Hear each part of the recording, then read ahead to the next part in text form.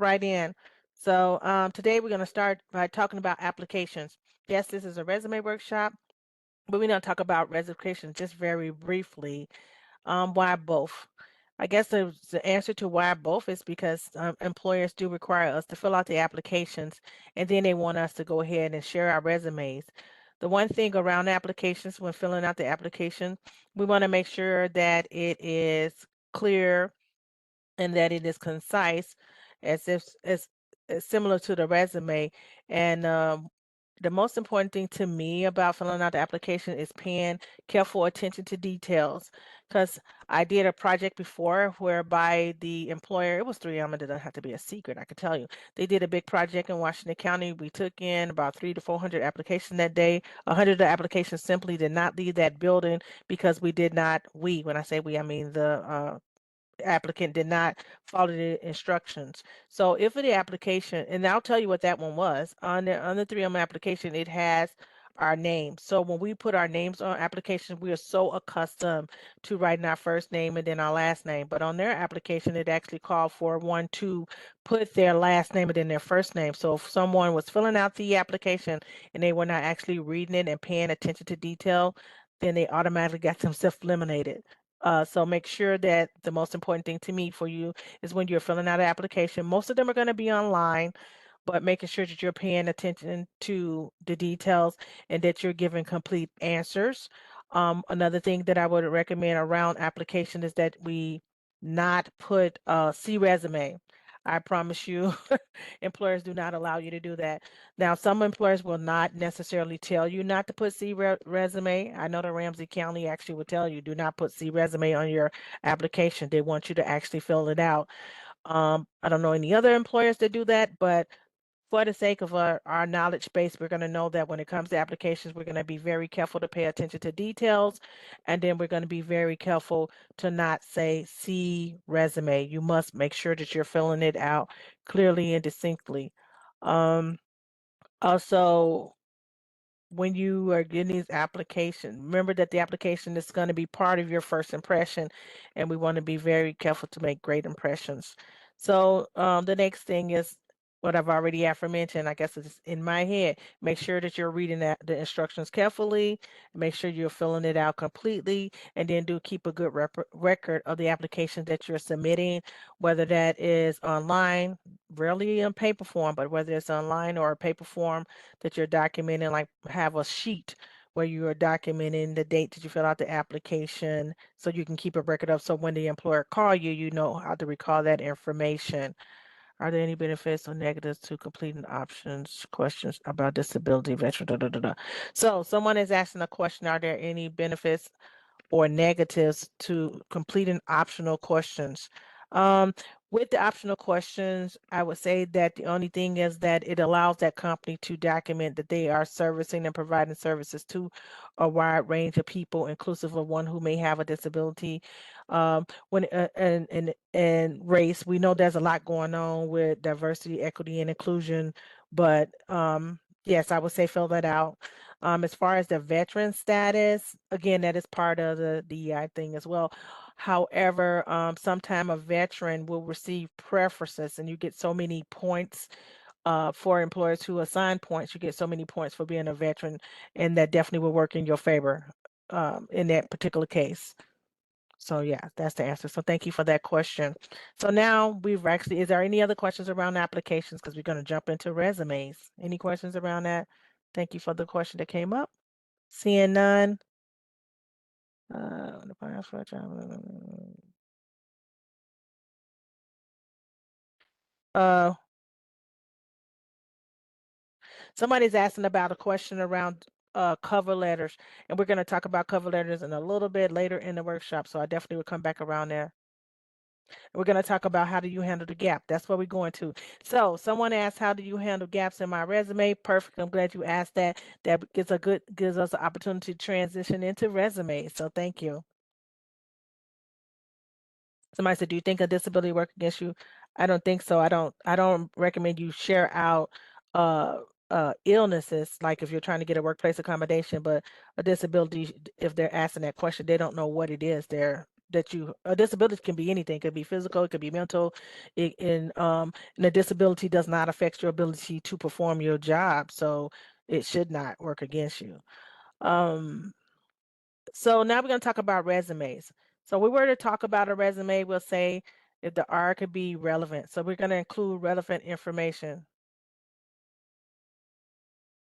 Yes, somebody said, are we being recorded? Yes, I believe that would be part of the information that'll be shared out with you in the follow-up communication. I do believe so. So thank you for noticing that. We should have shared that with you.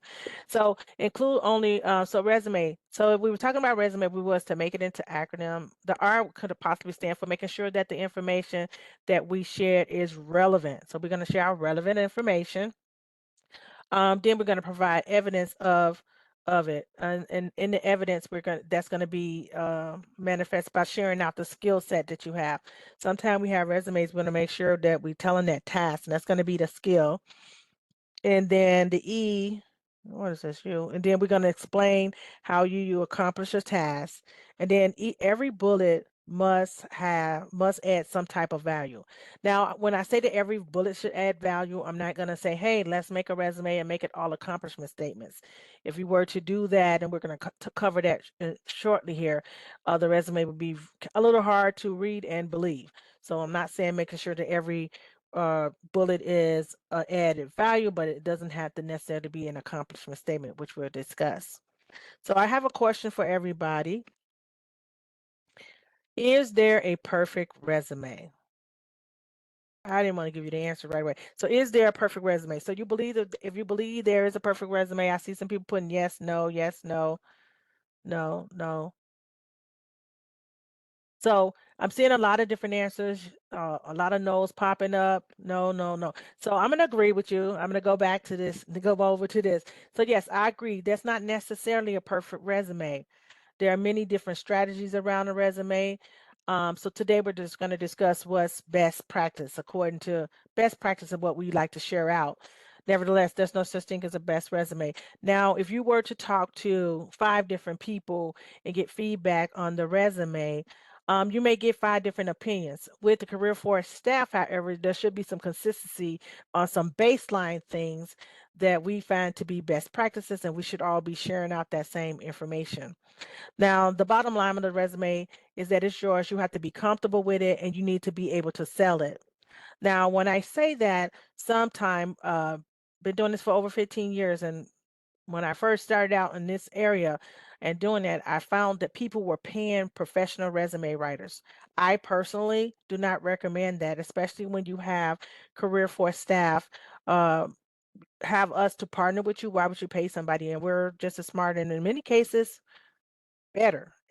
My opinion. It's a fact though. But anyway, so I would not recommend that you pay someone to write your resume for you. You need to partner with one of us at one of our locations so that we can help you. I've seen people pay hundreds of dollars just to bring their resume to Career Force, and then I find an error there, and I'm like, wow. And then I used to take it so personal, almost in tears, because people have paid this money and then I'm still finding errors. So I highly recommend that you do it yourself so that you will be able to speak to it. Some things that I found is like a professional wrote on a person's resume that they developed pay at the pump at the gas station. And you all know, and you can show me if you believe this, like with the reaction. If they had developed pay at the pump, they wouldn't be looking for work. They would be millionaires. So definitely there was an overstretch on the writer's part. And then I'm not going to put this all on professional resume writers. Um, if you do decide to do that against my recommendation, you are still responsible for everything that is on your resume. So if you pay somebody to do your resume and they say something outlandish, such as you develop pay at the pump, it's still your responsibility for anything that you are allowed to be communicated. Because the most important thing about our resume is that it should be honest and clear or false. Like I don't want to say don't lie because I know you're not going to lie, but you want to make sure that the information is uh honest, and then it could be backed up. Everything on your resume should be honest, and you need to be able to back up anything that you put on your resume. And if you choose to pay somebody, which I don't recommend, then you are still responsible for anything that's communicated out on your resume because it is your name at the top. um Couple of other things I want to make sure I mention before I forget too. Making sure that your resume is honest. try not to include any referrals on your resume. You won't need to do that. Don't put your referrals on your resume. I may reiterate this later, but make sure you're not putting your referrals on your resume for a couple of reasons. That should be a separate document, and you should only be provided upon request. However, do not put on your resume resumes available on request. Do be careful with that. Make sure that we are only going to use no more than 2 fonts. There's some other things I'm going to tell you about. So just keep those things. Those are things I want to get off at the top to make sure that you get that information. Somebody said that in the chat that there are some people out there that's offering you free services just to find out that it's a scam, and it leads to money. Now, it's not just the people that are out on LinkedIn. There's people out there that do that. Especially if you're trying to get a remote job, boy, they have it out there. We'll do your resume, and they charging hundreds of dollars. Don't do it. They're doing assessments. I don't know if that's legal. Don't do that either. Do it yourself. We are here to partner with you. I promise you, you could do it yourself. You're going to feel good about yourself, and you're going to be able to talk about it during the interview. Okay, because the bottom line is the main job of the resume is to do what? Put it in the chat. What do you think the main job of the resume is? What's the main job of the resume? Thank you. Thank you. That person came right in. Thank you. So you're all coming in. The main job of the resume is to get you the interview. Okay, so if the main job of since the main job of the resume is not if that is the main job of the resume, so then that means that you need to be able to use this. It's a selling tool, it's a marketing tool for your skill set, and you need to be able to sell that during the interview. Okay. So resumes in general are a view of your qualifications. So the employer is looking for somebody, you want to be able to communicate that out to them. Two is essential information only. We don't want to overshare information. Like if it's not relevant, as aforementioned, you don't need to do it. It's going to be skill based in some instance. There's different types of resumes. It's going to be unique. It's what makes you special. Learning how to show you are how you're different from the next candidate. And then in marketing a product. So the product is you. The E is going to be effective. Get noticed. Things to help you get noticed. And then we don't want to be noticed for the wrong thing. Okay. And then it's going to be targeted to each job. Okay. Now, even though I said that the resume is all those different things, a couple of things you want to keep in mind is that it should be somewhat brief. It's like a preview of things to come. It's like a preview of a coming attraction. Don't want to try to pour everything on the resume, and then you don't have anything to talk about in the interview. So you want to give them as much information as feasible. Just give them like a preview, and then when you go in, you'll be able to dive deeper into it and give them more examples. Keep in mind that the employers do use your resume during the interview. We know the job of the resume is to get you the interview, and then they use that document along with different questions to confirm information on that you have provided on the resume. Okay, so it doesn't have to be, it's just a preview. It doesn't have to be every little thing that you've ever done. Now, how far do you go back? People always ask that. It depends on how long you've been at the job. So if you have been at job A for a set period of time, then you do have to. So if you've been at a job for 20, 40 years, you have to put that job on there, and you have to give the whole entire history. Is how you do it. So like say you worked at 3M, I don't know why they're on my mind. I've never worked at 3M, but say you worked at 3M and you've been there for 40 years, but you did 5 jobs. So then you will put the date of you will put 3M, you will put the date what goes back 40 years. I can't count real quick in my head, but anyway, you put the date on there from 1985 to 2025, something like that. You put the date on there, and then you will break down the different job job titles that you held over the time, and if there were different titles, and you would start with the most recent and then work your way down and given a time frame from which you did each title. In some instance, when you worked at a job for a long time, you're going to be able to show progression and that you have made that you were promoted and you move yourself up. That's not always the case. Sometimes you at a job and you do the same job for 30 years because you were happy and you was great at it and nobody can do it better, and that's fine too. So that's how you would do it. If you have been at a job and it hasn't been 40, 30, 20 years, then you can go back approximately 15 years on your resume. That's still showing a solid history. In the event that you have a skill task that you mastered and it was 40, 30, 20 years ago, you still can put that down on your resume and you would just put it in a different section and put the number of years instead of the actual date if that's going to be most relevant to a job you're going after. Okay, so I do see a couple of questions coming up. Can you discuss about resume format and ATS friendly?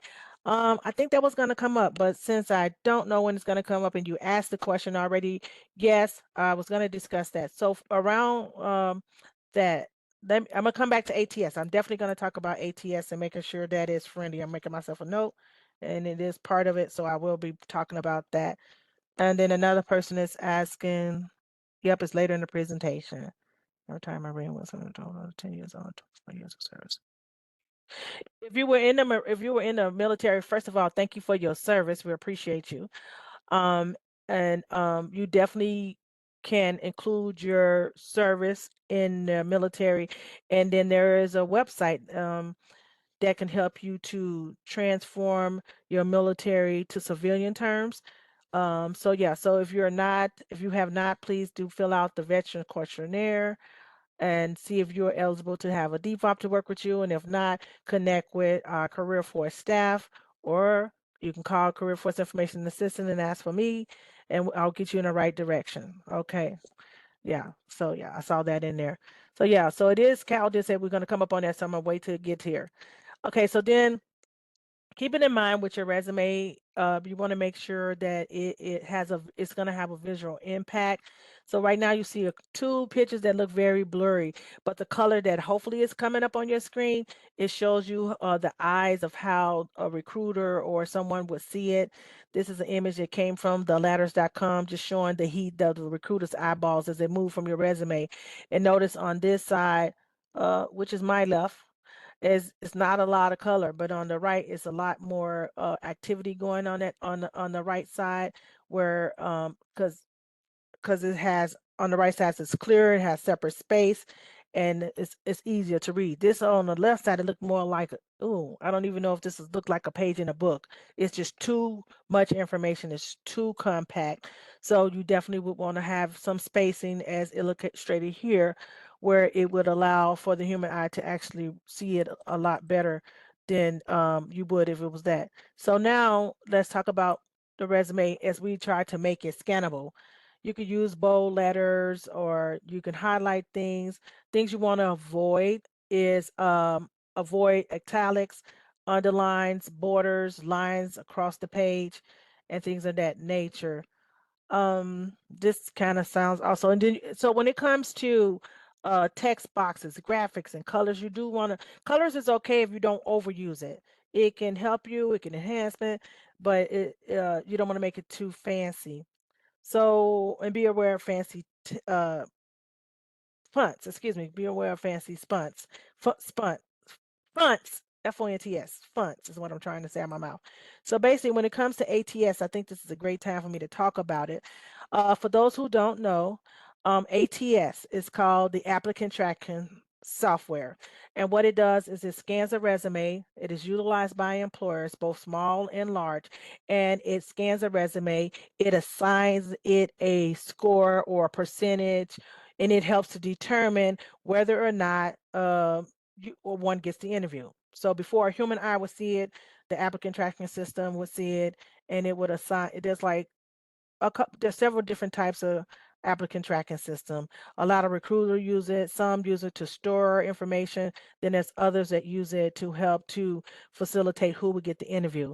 So with that applicant tracking system, I'm calling it ATS from now on, going forward in the workshop, is that the applicant tracking system, um, there's no way I would love to teach you how to master how to determine if they're using it, but instead I'm going to teach you how to work yourself a way around it. So with the applicant tracking system, you want to be careful of the fonts.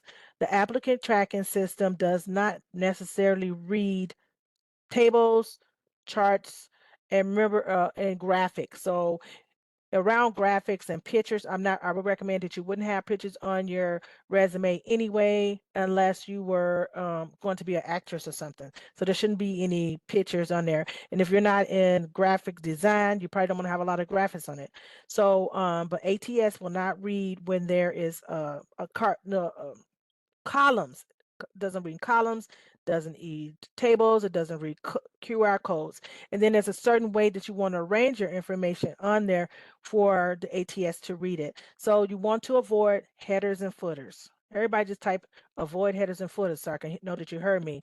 Avoid headers and footers on your resume because it will make the applicant tracking system will not read it properly. So avoid headers and footers, graphs, columns. Avoid those things, and putting information in it. Just put the information in the body um, of the resume. Excuse me. Also, with applicant tracking system, we talked about the borders, the headers and footers, no tables, no graphics, no QR codes. Some things that you want to do around ATS tracking, uh, applicant ATS around ATS. When you are listing your information, it only reads certain headers, like those headers that we put in there. We need to have them in there. So don't try not to come up with any newfound headers. Like use the standard headers with employment history or something like that. Um, Volunteer, but don't make up a header because sometimes it'll misread. Also, make sure that when you are listing the employer on your resume, you want to make sure that the dates, when you're including the dates, that the dates follow the name of the employer. So you wouldn't want to put the dates in front of it because it will misread. So make sure that the dates follow the name of the employer. What else I'm going to tell you about ATS tracking system? Oh, for the keywords. So we know that it's looking for keywords. Where are you going to find those keywords? Somebody tell me in the chat, where will we find the keywords? Uh, Thank you. Somebody gave it to me already. Job description. Job description and job postings is two different things, but the job posting. The job posting, and somebody put the referred. So the job posting is a very excellent place to find the keywords because we know that the employer has put out the job posting, right? And in the job posting are the keywords. That's what the applicant tracking system is going to utilize because that's what it's looking for. It may be looking for, so for example, another thing we want to be careful of. So the employer said they're looking for 3 years of experience in customer service. How does that 3 look? Put it in the chat. Tell me how the 3 look. Show me 3. So some of you typed out 3 and some of you put the number 3. Now, I'm going to say you're going to write the number 3. There is a 99% chance that when the employer typed it out, they put the number 3. But the key to this is if the employer put the number 3, then we put the number 3. If the employer type out the word 3, then we type out the word 3. That's the key words. That's the key word. So if they're saying they're looking for X number of years of experience, if they use the number, we use the number. Most likely they will use the number. If they use the word, then we use the word. So pay attention to that. It's a very small, it seems very insignificant, but that will make a super difference in how the applicant tracking system is going to pick that up. So like if so it's going to be a skill set that you know that you possess. And maybe on your resume you have customer service professional, but they have customer service representative, then use the language that the employer is using. We're still being honest. We're using their language that they're using, and that's going to help in an event that the employer is using the applicant tracking system. Okay, so keep that in mind around the ATS. I just love the applicant tracking system because it gives us a chance. Now there's some fonts that work well with it and some that don't. So Times New Roman and Toma, and I may be saying that incorrectly. Those are two fonts that typically do work well with the applicant tracking system. And I do have some other fonts that may work well with that. I think I'm going to share that with my coworker, my co-facilitator, so that make sure that you get those fonts that I'm thinking of that I want to make sure that you have. Okay. All right. Anything else we want to add around the applicant tracking system? So basically, there's 2 websites. I'm going to say one is Scanco, and then there's another one that's called Live Career something. And on the live career one, I thought I wrote it down. I've seen it. Anyway, live it's www.livecareer.com. They also have um where you can go into their website and you can scan your resume and it should give you out a result. But be careful because sometimes they'll say we can scan your resume because there was another one that scanned your resume, but they cost money.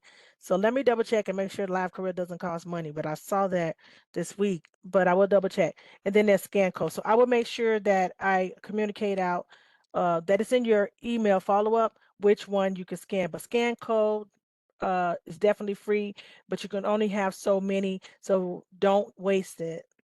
I think it's Live Career. Let me check that to make sure that it wasn't money, because I think when I got deeper, it would cost money. So let me double check that one. Make sure it's free. I'm only gonna send you ones that are free. I don't want it's not live, Live. So let me double check that and make sure that it's free. And somebody probably going to their phone right now to see if it's free or going through it right now. But I'm gonna double check before we overshare that one. Okay. So those two are those some things where you can like scan it. It's similar to ATS and they can give you some feedback on your resume. But that one might have been money and don't pay for it. So if it's not free, don't do it. Scan code for sure is free. Um, and we'll make sure you get that information in the follow up. I'm writing it down to make sure because I just remember that. So, all right. Um, so somebody said something about a fund. So now the resume basic. Um, remember that it's the selling tool. We already talked about that. We already talked about being honest and positive. Who would be negative? Focus on accomplishment. We need to move forward so we can get to the accomplishments, and we want to make sure that we target each position.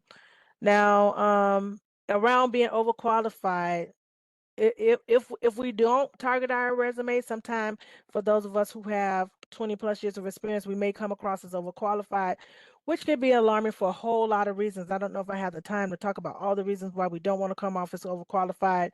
One thing is that one would think they can't afford us, so we'll talk about that. Let's see here. So resume. So I'm trying to get to the votes. So some other things around resume basis is going to be the choose a format.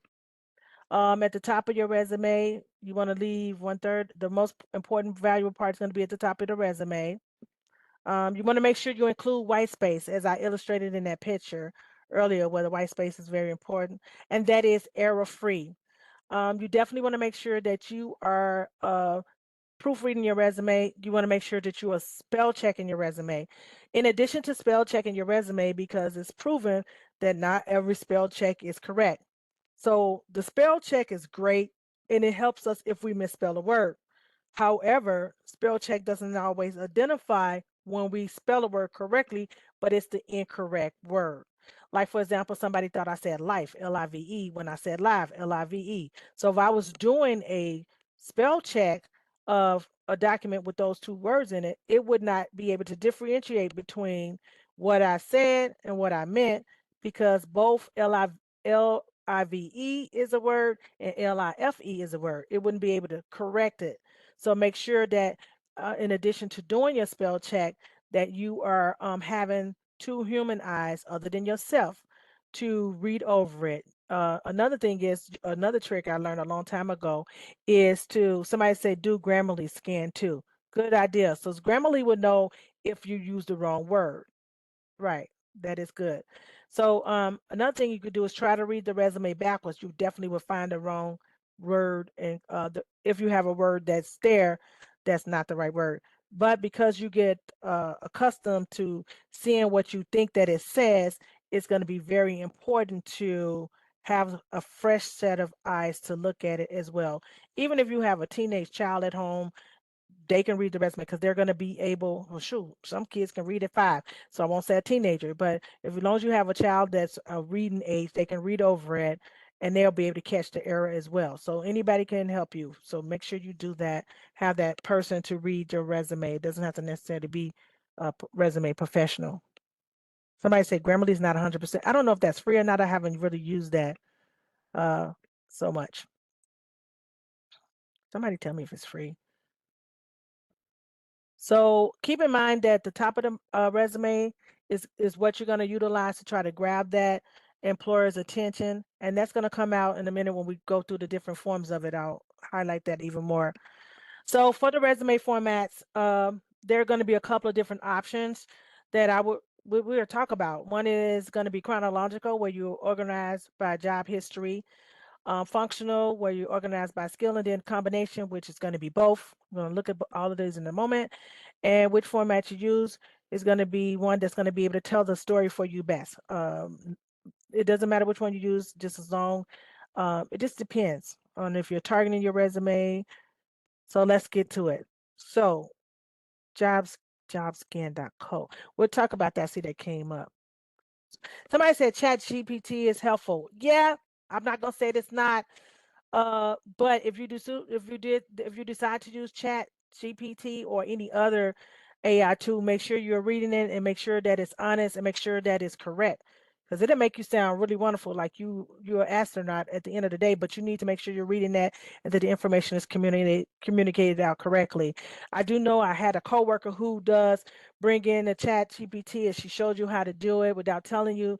But for those of you who don't know, it's AI tool that it's pretty good. I mean, there's ChatGPT, there's Copilot, and there's like at least 20 more. I haven't mastered the other 20 or utilize them, but every time it comes up on my Facebook, I'm like, I gotta learn what all these are. I don't know them all, but I know there's plenty of them.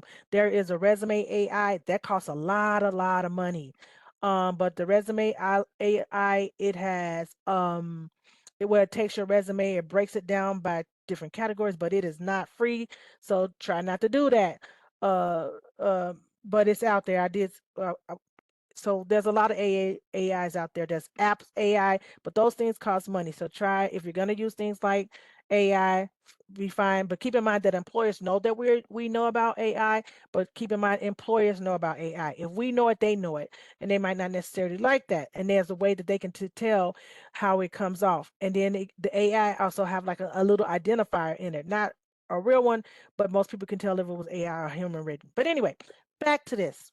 So the one form of resume, oh yeah, so live careers charges. So don't do that. But they do charge, but so you can go there and just use their resources. They do have several different formats and templates for resumes and cover letters, but don't pay for anything. I don't want you to pay for anything. Yes. So somebody said AI helps, but make sure you personalize it. He just reiterated what I said, and I agree 100%. So one form of resume is a chronological resume. That resume is basically the one that a lot of employers use. It is they like it. Well, not employers. They like the resume because it gives them like the best information about us. It gives our information, and it gives a date and a time. It's easy to follow, and it is very good to be utilized by someone who is staying in the same area, profession, and that they have a solid, really good work history. Okay. So that's good for chronological. It's just basic. And when I say chronological, you start from your most recent uh, employment opportunity. So your most recent job, then you work your way back that way. So the most recent date and then the next to the next recent date. So you go from the most recent and work your way back. Sometimes people flip it, and that's you don't want to do that. Then there is the functional resume. The functional resume is a great resume for those people who are changing professions or yeah, change of profession. That's what it does. Or someone who has a gap in employment is a great resume uh, format for someone who has a gap or who was changing their focus on their career. Keep in mind that if you do have a gap in employment and somebody said something about line, I'll come back to that. So if you do have a gap in employment, um, and if we know we use this to cover up gaps, and so does employers. So this is not like their favorite, but it is a resume that you could use where you highlight your skill sets. On here it says accomplishment, but you would have something other than the word accomplishment there. You would have work history or employment history, some other than the word accomplishment that I see on this example. But a functional resume is going to highlight on your focus. It's great for new job seekers. It's great for those who are transitioning from one one area professional to another area professional. Keeping in mind there's transferable skills that you can use at any job. So there's nothing wrong with a functional resume, but it's not the most loved. Then there is the combination resume where you're going to utilize both the chronological resume and the functional resume. So you have the skills on there, but you also still give a history of the dates of employments and give them some type of timeline to marry that to. Well, like in this particular example, the dates are separated down here, so they don't know how long you did any of that. But with the chronological date, an employer is going to be able to gauge. Somebody said that question. I'm gonna answer that in 1 second. The employer is going to be able to gauge when you when you um when you did these skill sets, mostly on a chronological compared to a combination and a functional one that does not share.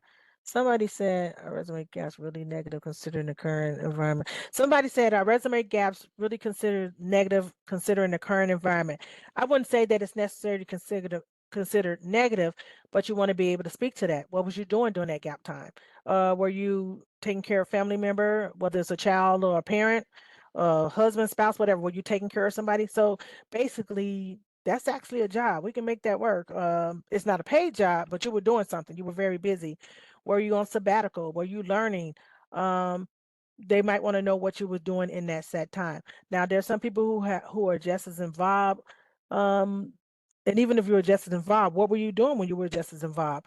Were you taking classes while you were there? Did you get a dental license while you were there? So it's just it can be still perceived how the employer wants to take it. They may take it as negative, but you just need to be prepared to speak to what you did in that gap time. Okay. All right. So let's see here. Basic parts of a resume. So the basic parts of a resume, uh, I'm hoping it's gonna show me. The first thing we're gonna talk about is the your personal information, not your personal information. What do I want to say? The reason why I say I don't want to say your personal information because before, unless I forget, make sure on your resume you do not include personal information. For example, I don't want you to include anything about your date of birth, your health history, anything about your health, anything about your marital status, and anything about your religion. So you're not going to include your date of birth, your health status, your marital status, your religion, and politics. I forgot that. Those are things that you don't include. Yeah. And you don't tell them about your kids, your marital status, whether how many kids you have, none of that. Yeah.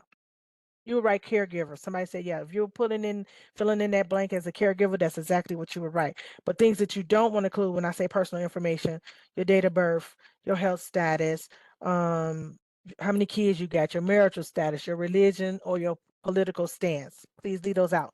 So this is your name block. I'm gonna call it the name block. So in the name block, you're gonna include your name. You may or may not include your middle initial. That's optional.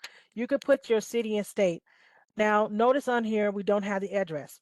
Nowadays, you don't have to put the address. Sometimes putting your city and states, the employer could only use that to work against you and decide, well, we don't want somebody that live in Rochester. We want somebody to live in St. Paul. Even though we're adults, we can work as far as we want to work, but employers can make the decision for us if we share out that information. But for safety reason, nowadays, I wouldn't even say put in your street address. Why? They're going to email you anyway. Then you want to include your phone number. How many phone numbers do I want you to put on your resume? How many phone numbers do you put on your resume? Drop it in the chat real quick. How many phone numbers? Perfect. You guys rock. I love you. Good job. You only put one phone number on your resume. The employer is not going to call around looking for you, and that's a great way to get yourself eliminated out of the interview process by not answering that first number. So just one phone number on there. Now, since we're talking about phone numbers, I don't want to be remiss in forgetting to speak that now that we're in transition, we want to make sure that we have a voicemail on our listed phone number on our resume. That one we most likely are going to answer.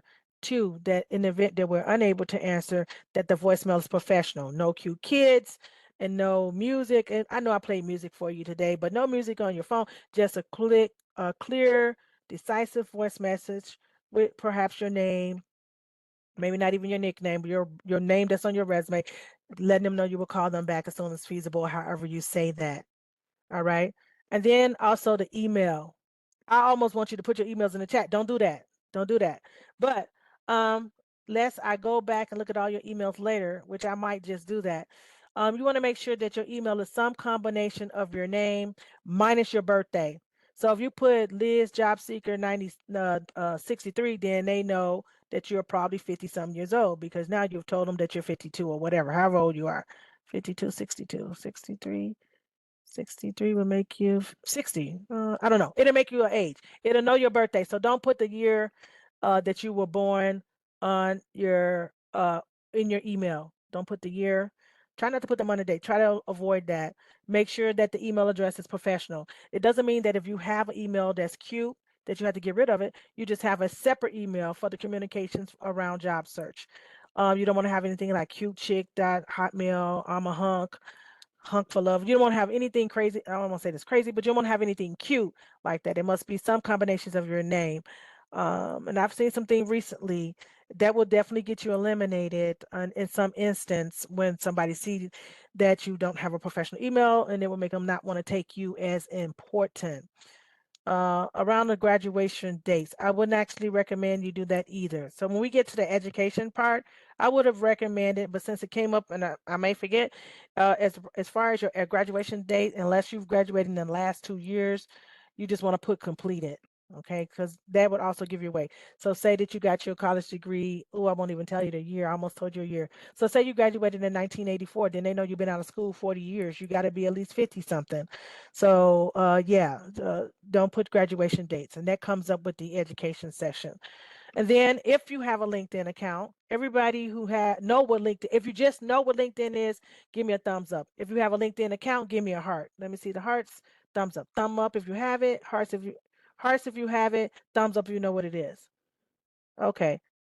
All right. Somebody typed hard. I love it. So a lot of you do have LinkedIn accounts. So once your LinkedIn account is complete, I recommend you take the LinkedIn workshop from Create a Job Search and then take an advanced LinkedIn workshop with Washington County. Get those accounts nice and perfect. So yeah. So LinkedIn, you can put your LinkedIn account on there. Keep it in mind that if you put it on there, they're going to go back and look at it. Um, and if an employer has too much time on their hand too, they could they can research you. They can look up your social media. Now, I'm not trying to say, oh, clean up your social media, but just know that your social media can be Googled. I'm gonna tell you some alarming information. um it's not it's I lost my purse. Somebody found me and I was like, how did this person find me? I'm glad she found me because how else would I get my purse back? But she found me, got my number, she called, and all that information she just Googled it. She Googled it. She had my name because it was in the purse, but just know that you're Googleable.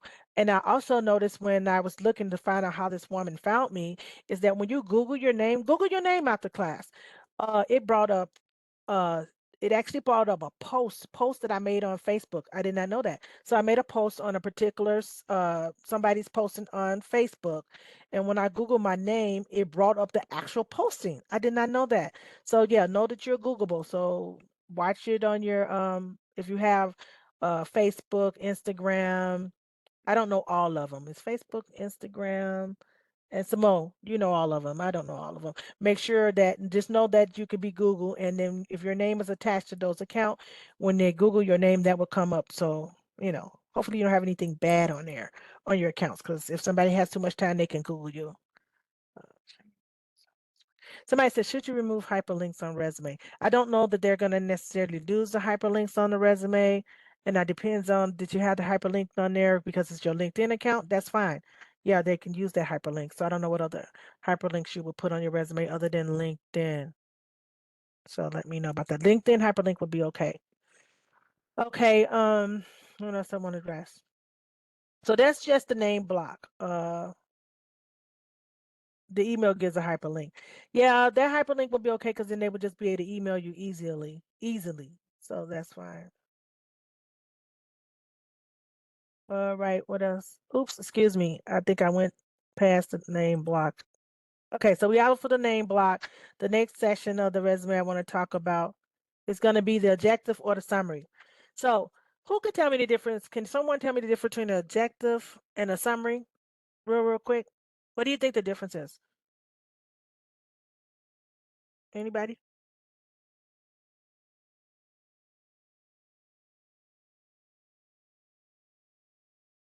Somebody got it on the head. So the objective is what you want. In the summary, I'm still waiting on the summary. So that's what I wanted. I wanted to get to that point. So somebody already, thank you. Somebody got closer to it. Thank you, Brian. So basically, the objective is telling them what you want. This is what I want. This is what I want. Whereby the summary tells what you have to offer. Okay, so the objective tells what you want, and then the summary tells what you have to offer. You don't have to put both on your resume. If I was going to decide one, I would probably select the summary because I'm going to tell them what I had to offer more to me, more than what I wanted, what I want.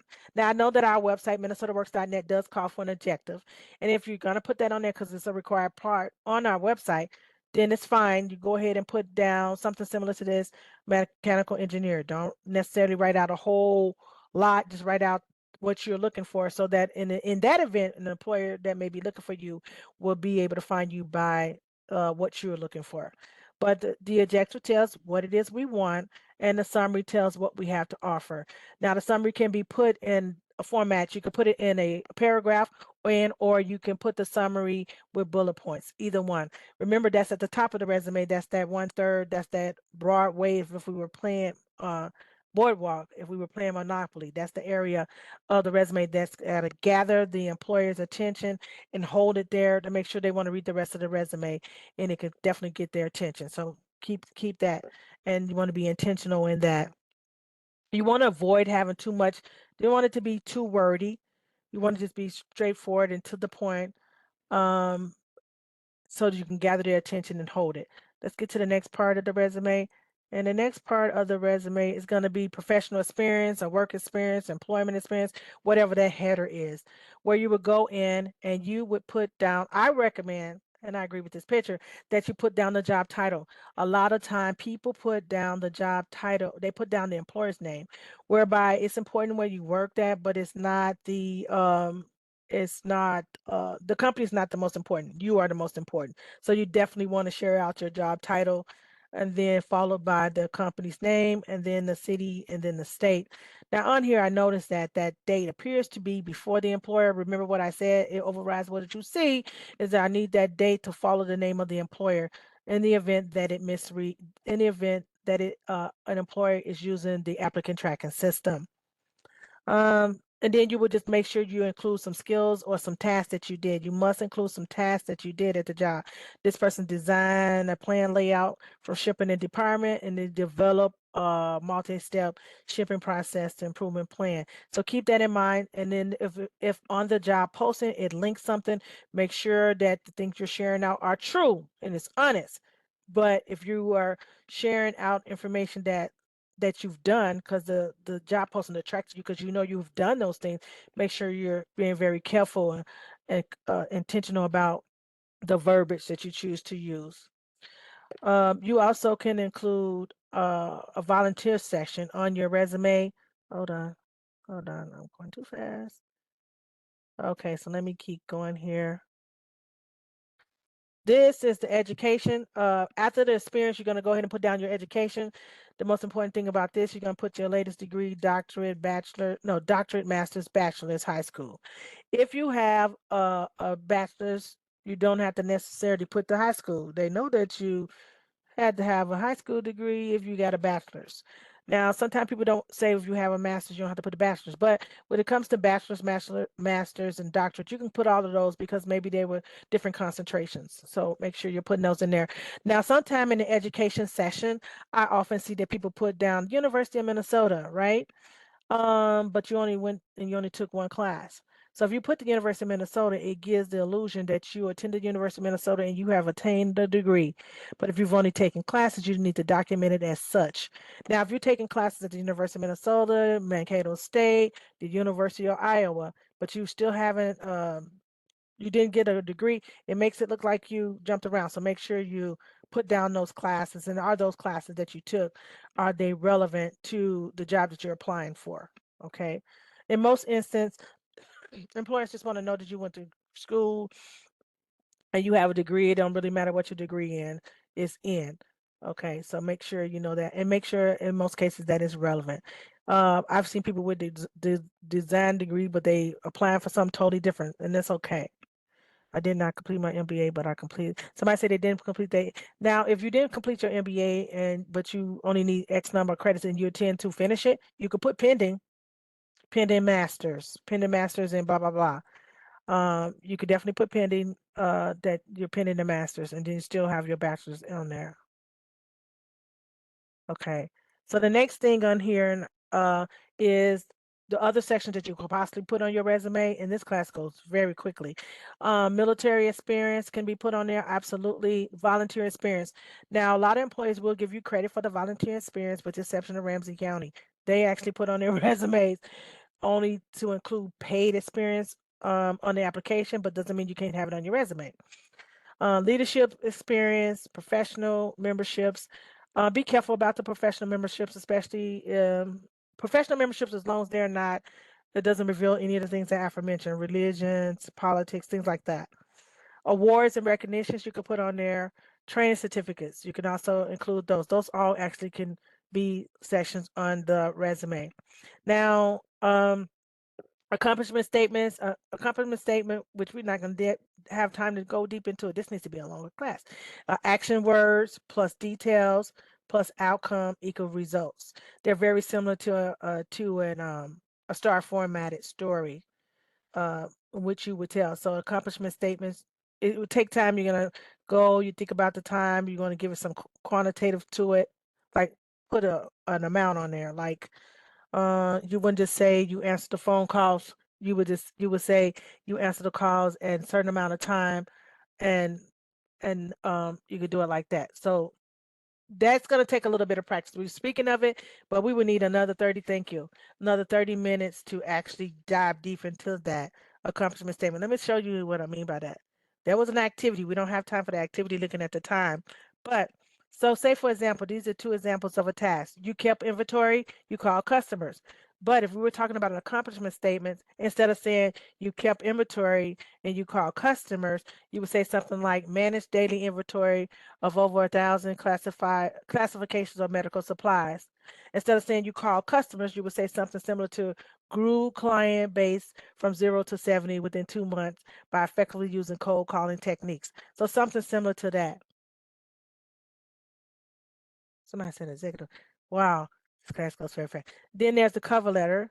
I would say that you want to make sure you include a cover letter. What I'm going to say about a cover letter is that it gives you opportunity to state the intentions, your intentions of what you're applying for. You gives you time to indicate why you're interested in the job. Will help you to kind of stand out.